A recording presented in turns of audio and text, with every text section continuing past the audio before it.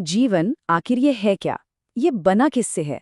ये शायद दुनिया के सबसे बड़े सवालों में से एक है। तो आज की इस पड़ताल में हम यही करने वाले हैं। जीवन को उसके सबसे बुनियादी, उसके केमिकल लेवल पर समझने की कोशिश करेंगे। तो सबसे पहला सवाल जो दिमाग में आता है वो ये है कि क्या जो चीज़ें जिंदा हैं वो किसी जीवित तत्व से बनी हैं? मतलब कोई ऐसा एलिमेंट जो सिर्फ जिंदा चीज़ों में ही मिलता हो और कहीं नहीं। ये एक बहुत आम धारणा है। चलिए इसी की पड़ताल करते हैं।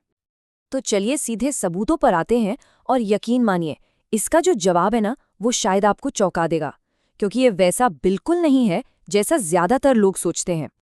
अब जरा इस टेबल पर नजर डालिए। एक तरफ है पृथ्वी की पपड़ी यानी नॉन लिविंग मैटर और दूसरी तरफ है हम यानी लिविंग मैटर। पहली नजर में तो लगेगा कि अरे सब कुछ तो एक जैसा ही है, हाइड्रोजन, कार्बन, ऑक्सीजन, सारे तत्व दोनों में मौजूद हैं। लेकिन असली कहानी छिपी है इनके अनुपात में। अब जरा मानव शरीर वाले कॉलम पर गौर कीजिए। कार्बन 18.5% और पृथ्वी की पपड़ी में सिर्फ 0.03%। और हाइड्रोजन को देखिए, हमारे शरीर में 9.5% है, जबकि जमीन में ना के बराबर। यही वो सबसे जरूरी अंतर है। तो मतलब क्या निकला? मतलब सीधा सा है, जीवन को बनाने वाले तत्व कोई जादुई या अलग नहीं है। सामग्री वही है जो हमारे चारों ओर मौजूद है। असली फर्क रेसिपी में है। जीवन की रेसिपी ही कुछ और है। ठीक है, तो ये तो समझ आ गया कि कौन से तत्व हैं और कितनी मात्रा में हैं। पर अगला सवाल ये है कि ये तत्व आपस में जुड़कर बनाते क्या हैं? कौन से अणु, कौन से यौगिक? इसे समझने के लिए वैज्ञानिकों ने एक तरीका निकाला है। वे असल में किसी भी जीवित ऊतक को प्रयोगशाला में तोड़कर उसके रासायनिक हिस्सों को अलग-अलग करते हैं। चलिए देखते हैं ये होता कैसे है। ये एक बहुत ही क्लासिक तरीका है। सोचिए, हम कोई भी जीवित ऊतक लेते हैं, जैसे मान लीजिए लिवर का एक टुकड़ा। अब इसे ट्राइक्लोरोएसिटिक एसिड के साथ एक मिक्सी में डालकर पीस दिया जाता है, जब तक एक गाढ़ी स्लरी न बन जाए।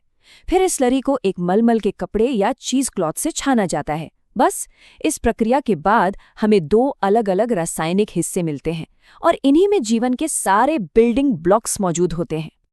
तो जो दो हिस्से हमें मिले हैं, असल में वही जीवन के मूलभूत बिल्डिंग ब्लॉक्स हैं। चलिए अब जरा इन रासायनिक सुरागों को और करीब से देखते हैं। तो हमें दो समूह मिले हैं। पहला, जो एसिड में घुल गया और कपड़े से छनकर नीचे आ गया, इसे कहते हैं एसिड सॉल्युबल पूल। इसमें हजारों तरह के छोटे छोटे अणु होते हैं, जिन्हें हम माइक्रोमोलिक्यूल्स कहते हैं। इनका वजन 18 से 800 डाल्टन के बीच होता है। और हाँ, डाल्टन बस अणुओं का वजन नापने की एक इकाई है और कुछ नहीं। अब दूसरा हिस्सा है वो जो एसिड में नहीं घुला और कपड़े पर ही रह गया। इसे कहते हैं एसिड इनसॉल्युबल फ्रैक्शन। इसमें सिर्फ 4 तरह के बड़े बड़े अणु होते हैं, जिन्हें मैक्रोमोलिक्यूल्स कहा जाता है। और इनका वजन 10,000 डाल्टन से भी ज्यादा होता है। देखिए कितना फर्क है। तो ये 4 बड़े खिलाड़ी कौन हैं? ये हैं प्रोटीन, पॉलीसैकेराइड्स यानी कार्बोहाइड्रेट्स, न्यूक्लिक एसिड्स जैसे कि डीएनए, और लिपिड्स यानी फैट्स। लेकिन यहाँ एक मजेदार पहेली है। हमने अभी अभी कहा कि मैक्रोमोलिक्यूल्स का वजन 10,000 डाल्टन से ज्यादा होता है, लेकिन लिपिड्स का वजन तो 800 डाल्टन से भी कम है। तो फिर ये छोटे अणु इन बड़े अणुओं के समूह में क्या कर रहे हैं? ये तो नियमों के हिसाब से गलत है ना? इसका जवाब छिपा है उसी पीसने की प्रक्रिया में। जब कोशिकाओं को पीसा जाता है तो उनकी बाहरी झिल्ली यानी सेल मेम्ब्रेन भी टुकड़े टुकड़े हो जाती है। अब ये झिल्लियां लिपिड से बनी होती हैं और लिपिड पानी में नहीं घुलते, तो ये टूटे हुए टुकड़े पानी से बचने के लिए छोटी छोटी थैलियां यानी वेसिकल्स बना लेते हैं। और क्योंकि ये थैलियां बड़ी होती हैं, ये भी एसिड इनसॉल्युबल हिस्से में ही रह जाती हैं। तो लिपिड अणु भले ही छोटा हो, वो बड़े ग्रुप के साथ फंस जाता है। तो अगर एक कोशिका के अंदर झांक कर देखें तो उसकी बनावट कैसी होती है?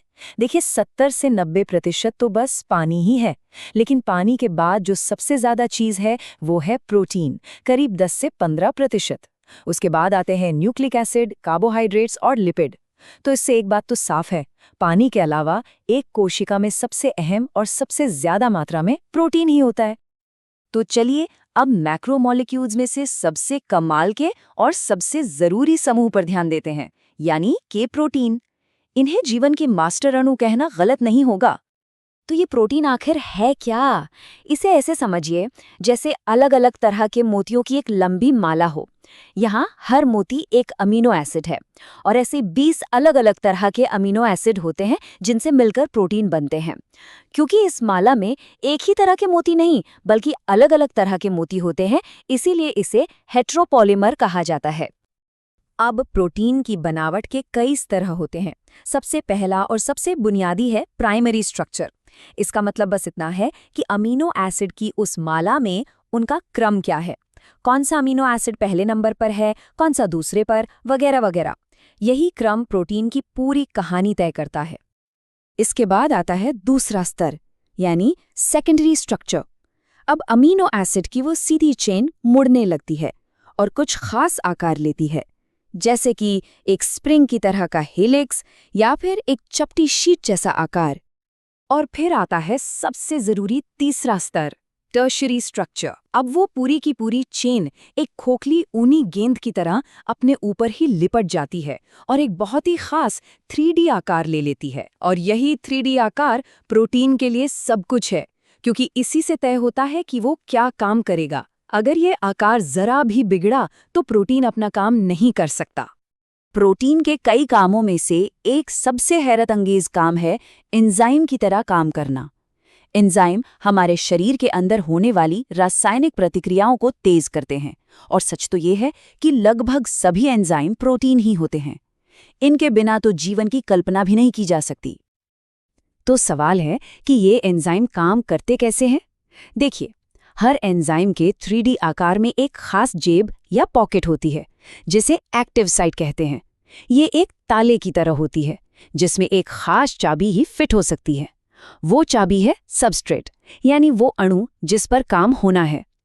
जैसे ही सबस्ट्रेट इस एक्टिव साइट से जुड़ता है, एंजाइम उस रासायनिक प्रतिक्रिया को जबरदस्त तेजी से पूरा कर देता है। कितना तेज? जरा इस नंबर को देखिए। 6 लाख। ये नंबर है कार्बोनिक एनहाइड्रेज नाम के एक एंजाइम की ताकत। ये एंजाइम हर 1 सेकंड में, ध्यान से सुनिए, हर 1 सेकंड में कार्बोनिक एसिड के 6 लाख अणु बना सकता है। ये बिना एंजाइम के होने वाली प्रतिक्रिया से करीब 1 करोड़ गुना ज्यादा तेज है। सच में अविश्वसनीय। तो हमने शुरुआत की थी साधारण तत्वों से, और हम पहुंच गए हैं इन जटिल अणुओं तक जो जीवन को चलाते हैं। तो चलिए अब इन सब को एक साथ जोड़कर जीवन की इस पूरी रासायनिक सिम्फनी को समझते हैं। तो इस पूरी कहानी से हमने क्या सीखा? पहली बात, जीवन किसी खास तत्व से नहीं बल्कि आम तत्वों के एक खास अनुपात से बना है। दूसरी बात, जीवन के सारे अणु 2 समूहों में बटे हैं, छोटे यानी माइक्रो और बड़े यानी मैक्रो। तीसरी बात, प्रोटीन जैसे बड़े अणु अपना काम करने के लिए एक खास 3D आकार में ढल जाते हैं। और चौथी और आखिरी बात, एंजाइम जीवन की जरूरी रासायनिक प्रक्रियाओं को एक अविश्वसनीय रफ्तार देते हैं। पर ये सब कुछ हमें एक बहुत गहरे सवाल पर लाके खड़ा कर देता है। अगर सारा जीवन उन्हीं निर्जीव अणुओं से बना है जो हमारे चारों ओर हैं, तो फिर वो क्या चीज़ है? वो कौन सी चिंगारी है जो इन बेजान अणुओं के ढेर को जीवित बना देती है? सोचने के लिए बहुत ही दिलचस्प सवाल है ना?